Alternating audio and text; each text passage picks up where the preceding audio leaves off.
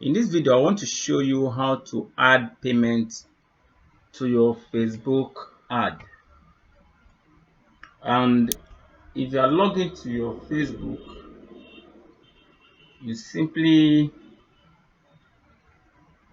go to business.facebook.com, business.facebook.com/settings, and enter. Okay, these are the various business manager accounts I'm having. In your own case, you may be having just one, and in that case, you are not going to see all this. So you simply click on this icon and go to billing. You can go to billing. You can also go to account settings. Let me go to account setting, and this is the account.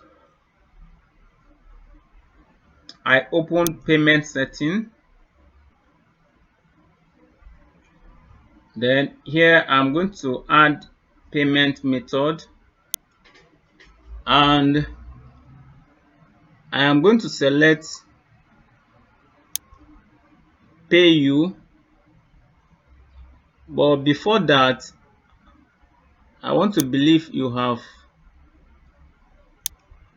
set your ad account to be Naira. You have set it to be Naira. Make sure you set it to be Naira. And once that is done, this Naira pay you will be available. And click next and select the amount you want to add. Yes, you want to add 4,500 Naira.